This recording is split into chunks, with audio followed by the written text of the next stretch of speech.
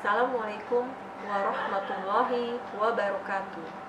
Salam sejahtera untuk kita semua. Perkenalkan, nama saya Puput Oktamianti, salah satu dosen di Fakultas Kesehatan Masyarakat Universitas Indonesia. Pada kesempatan ini, saya ingin berbagi informasi tentang deskripsi saya tentang salah satu tridharma pada tenaga pendidik, yaitu pengajaran. Sebagaimana kita ketahui, untuk mencapai keberhasilan pengajaran, maka sangat penting kita untuk membuat rancangan pengajaran. Salah satu mata kuliah yang saya ampu adalah mata kuliah Manajemen Sumber Daya Manusia di bidang kesehatan. Mata kuliah ini merupakan mata kuliah peminatan Administrasi dan Kebijakan Kesehatan Fakultas Kesehatan Masyarakat Universitas Indonesia. Mata kuliah ini mempunyai bobot 2 SKS dan diberikan pada semester 7. Mata kuliah ini menjelaskan secara komprehensif bagaimana mengelola SDM kesehatan dalam upaya pelayanan kesehatan, mencakup permasalahan dalam SDM kesehatan saat ini, upaya-upaya untuk memperoleh SDM kesehatan, termasuk perencanaan, rekrutmen, dan seleksi, serta memelihara retensi SDM kesehatan melalui manajemen kompetensi, manajemen kinerja, manajemen kompensasi, manajemen karir, dan lain-lain. Dengan memperhatikan pengaruh kondisi atau variabel-variabel baik di dalam negeri, yaitu di Indonesia, maupun internasional. Bentuk pembelajaran yang dilakukan meliputi kuliah atau ceramah, cooperative learning, yaitu diskusi dan presentasi dari mahasiswa, dan tugas individu serta ujian formatif dan sumatif. Kompetensi kognitif dari mata kuliah ini menempati posisi C5, yaitu mengevaluasi suatu sistem manajemen SDM kesehatan pada suatu institusi pelayanan kesehatan. Capaian pembelajaran mata kuliah ini adalah setelah menyelesaikan mata kuliah ini, mahasiswa diharapkan mampu mengevaluasi dan mengkritisi manajemen SDM kesehatan mengacu pada konsep dan strategi dalam manajemen SDM kesehatan, mulai dari perencanaan hingga upaya-upaya mempertahankan SDM kesehatan. Subkompetensi yang ingin dicapai yaitu mampu menjelaskan permasalahan dan tantangan dalam SDM kesehatan, mampu menjelaskan kerangka aksi SDM kesehatan, mampu menjelaskan perencanaan tenaga kesehatan bagi organisasi pelayanan kesehatan, mampu menguraikan deskripsi pekerjaan dan spesifikasi pekerjaan dalam analisis pekerjaan tenaga kesehatan di organisasi pelayanan kesehatan. Selain itu juga diharapkan mampu menjelaskan rekrutmen dan seleksi SDM kesehatan, mampu menganalisis kompetensi tenaga kesehatan, mampu mengevaluasi manajemen kinerja, manajemen kompensasi, dan manajemen karir dalam organisasi pelayanan kesehatan, dan terakhir mampu menganalisis globalisasi dalam SDM kesehatan. Pembelajaran dalam mata kuliah ini memenuhi komponen DAA, Delivery, Interaktif, dan Assessment. Delivery pada mata kuliah ini dilakukan dengan penyampaian bahan presentasi atau PPT dan buku referensi yang digunakan. Sedangkan komponen interaktif dalam mata kuliah ini dilakukan melalui diskusi selama perkuliahan dilaksanakan. Namun, mahasiswa juga dapat berdiskusi di luar kelas melalui grup WhatsApp atau pesan pribadi. Untuk komponen assessment dilakukan melalui tugas dan ujian formatif dan ujian sumatif. Materi pembelajaran yang diberikan antara lain untuk pokok bahasan permasalahan dan tantangan dalam SDM kesehatan, maka hal yang dibahas adalah situasi SDM kesehatan di Indonesia, permasalahan dan tantangan dalam SDM kesehatan, serta faktor yang mempengaruhi penyebaran SDM kesehatan. Dengan metode cooperative learning, mahasiswa akan berdiskusi dalam kelompok, menganalisis data-data yang ada di profil kesehatan Indonesia yang terupdate, yang terbaru, untuk dapat menetapkan permasalahan SDM kesehatan di Indonesia. Selanjutnya, mahasiswa akan membuat ringkasan faktor penyebab permasalahan SDM kesehatan dengan mengacu pada artikel jurnal yang relevan.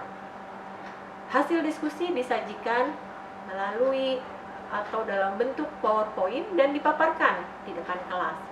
Setelah paparan, dilakukan diskusi di kelas sebagai respon untuk melengkapi, menajam kembali atau mengkonfirmasi atas paparan yang dilakukan oleh mahasiswa, baik oleh sesama mahasiswa maupun oleh dosen pengajar.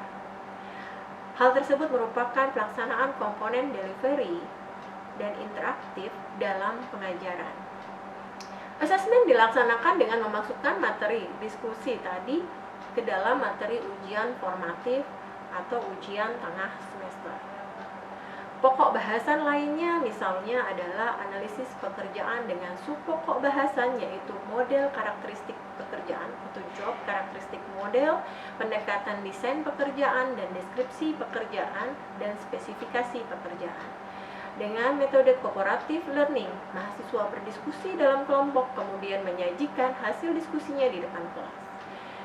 Diskusi tersebut mengacu pada sumber referensi utama, yaitu textbook buku dari Bruce J. Fried and Myron Kotler tentang Human Resources in Healthcare, Managing for Success, dan sumber referensi lainnya untuk melengkapi penjelasan termasuk contoh nyata bagaimana analisis pekerjaan dilaksanakan dan output dari analisis pekerjaan tersebut, yaitu job description dan job specification. Selanjutnya, mahasiswa menyusun hasil diskusi dalam PowerPoint dan menyajikan atau memaparkan di depan kelas, dan ini adalah sebagai bentuk delivery. Interaktif yang terjadi yaitu adanya diskusi setelah pemaparan dari kelompok mahasiswa untuk melengkapi atau mengklarifikasi atau mungkin timbul pertanyaan-pertanyaan oleh mahasiswa yang lain. Saya sebagai dosen juga berpartisipasi dalam diskusi tersebut sebagai feedback terhadap pemaparan oleh mahasiswa. Untuk assessment, selanjutnya pokok bahasan ini adalah ada penugasan di mana semua mahasiswa secara individu mempelajari contoh bagaimana melakukan analisis pekerjaan pada kelompok tenaga kesehatan dengan melakukan desk study. Ya, desk study ini bisa menggunakan sumber referensi dari skripsi atau tesis atau pada jurnal-jurnal penelitian yang terkait dengan analisis pekerjaan dan membuat ringkasan atas tugas tersebut. Dalam pembelajaran mata kuliah ini, saya lebih banyak menggunakan metode pembelajaran kooperatif atau cooperative learning sebagai suatu strategi pembelajaran sebagai proses, komponen, delivery, dan interaktif dengan mempertimbangkan beberapa kelebihan dengan metode ini.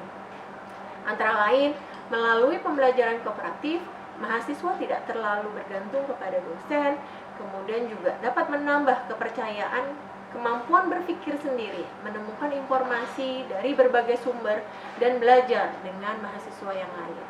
Pembelajaran kooperatif atau cooperative learning juga dapat mengembangkan kemampuan mengungkapkan ide atau gagasan dengan kata-kata secara verbal.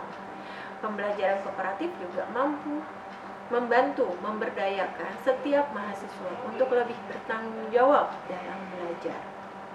Melalui pembelajaran kooperatif diharapkan dapat meningkatkan kemampuan mahasiswa untuk menggunakan informasi dari berbagai sumber dan kemudian mencoba untuk belajar abstrak menjadi nyata. Artinya banyak mempelajari dari kasus-kasus yang dipelajari, yang ada. Interaksi selama pembelajaran kooperatif ini bisa juga meningkatkan motivasi dan memberi rangsangan untuk berpikir.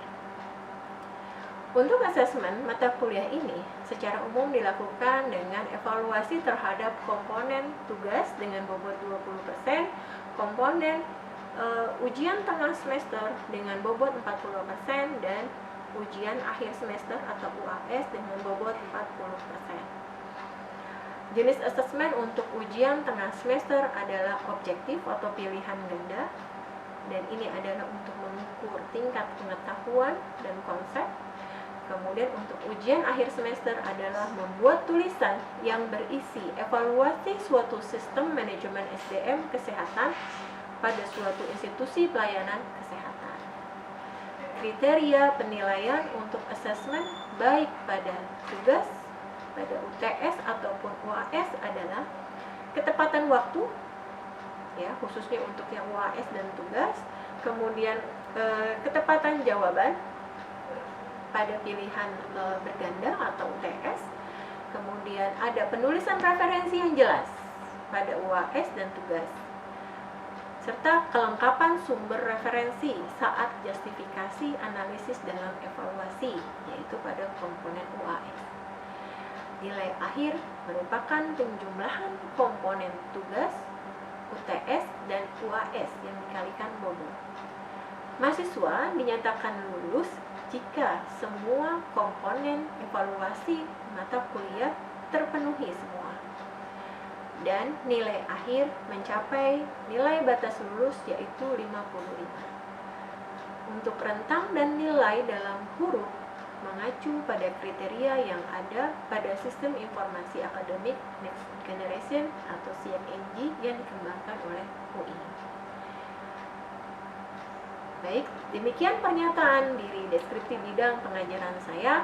Semoga bermanfaat dan dapat mendorong kita semua untuk memperbaiki diri secara terus-menerus menuju pendidikan yang berkualitas dan penuh manfaat. Terima kasih. Wassalamualaikum warahmatullahi wabarakatuh.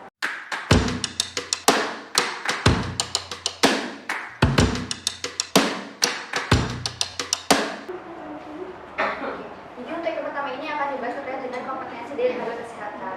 Nah, untuk itu kita akan mengerti lebih dulu terkait dengan pengantar dari hal tersebut.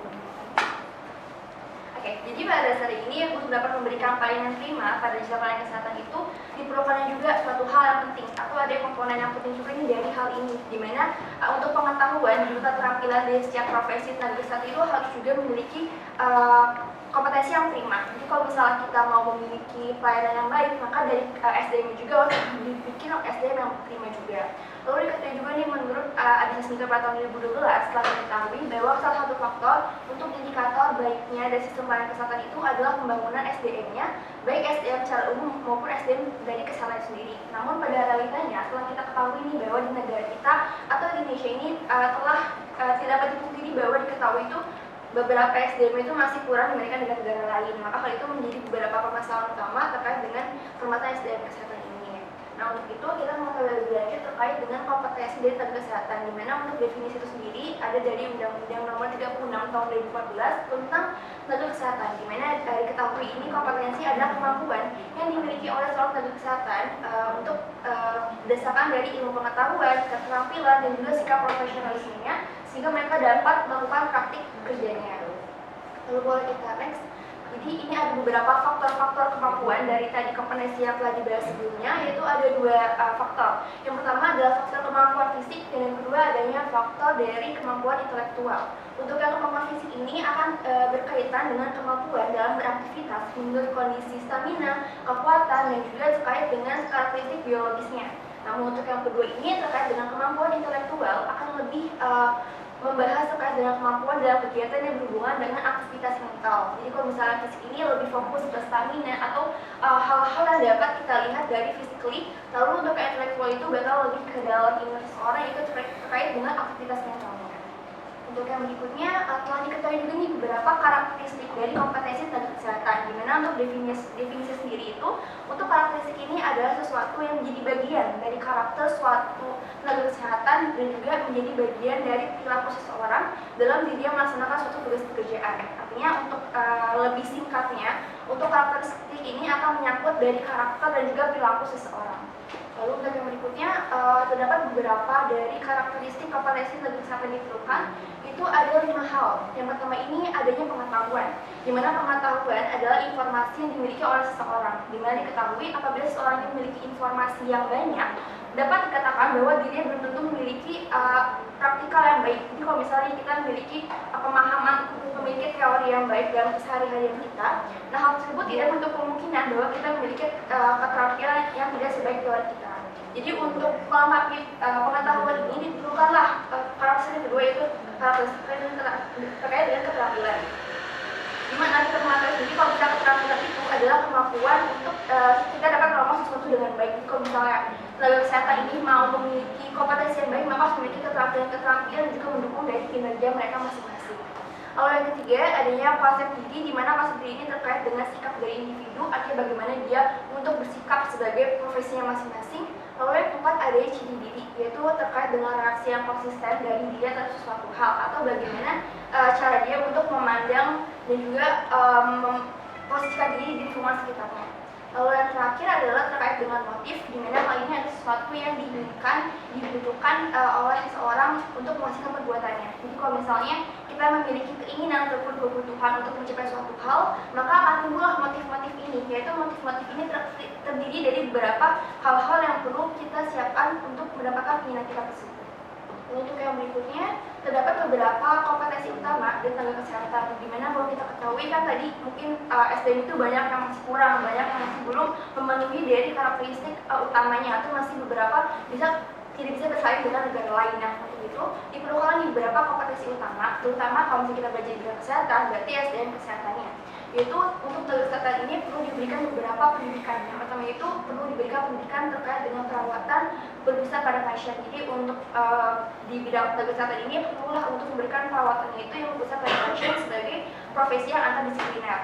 Lalu yang kedua, tenaga kesehatan juga dilatih untuk menekankan praktik yang berbasis bukti atau evidence based. Ini kan kita pelajari juga dari semester 3, kalau misalnya kita mau memberikan pelayanan, memberikan pengobatan, atau memberikan suatu hasil penelitian, itu harus dibuktikan dengan bukti-bukti yang valid datanya. Lalu yang ketiga itu, untuk tenaga kesehatan juga perlu untuk diberikan pemahaman terkait dengan melakukan peningkatan kualitas. Dan yang terakhir, diperlukannya melakukan peningkatan informatika. Karena kan kita udah di zaman cukup berkembang, jadi untuk para tenaga kesehatan ini juga memiliki kompetensi yang untuk lebih mendalam terkait dengan hal-hal yang berbidang informatika. Behavior, kemudian ada result. Ya, bagus. Ya, jadi ini bisa menjadi ukuran di dalam kita mengevaluasi pelatihannya berhasil atau enggak. Gitu. Tetapi di dalam perencanaan pun, di dalam kita mendesain perencanaan, ini semua harus dijelaskan dulu. Gitu. Kita maunya targetnya seperti apa? Ya. Nah, reaction apa?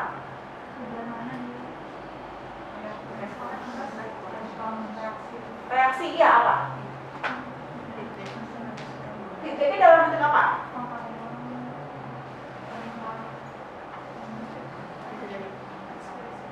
Pengetahuan itu ada di learning. Jadi kalau teman-teman misalnya kan sering ya kalau pada saat latihan ada pre-test, post-test.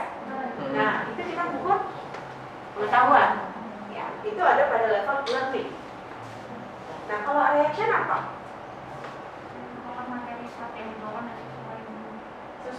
Sesuai dengan apa? Kalau udah bicara sesuai dengan harapan. Jadi menimbulkan apa? Kepuasan. Gitu. Reaction itu kita ukur biasanya ya tingkat kepuasan. Jadi tadi kan feedbacknya dalam bentuk apa? Dia puas nggak sih dengan pelatihannya, dengan materinya, dengan fasilitatornya, gitu kan, dengan ruangan pelatihannya, dengan metode pelatihannya dan sebagainya.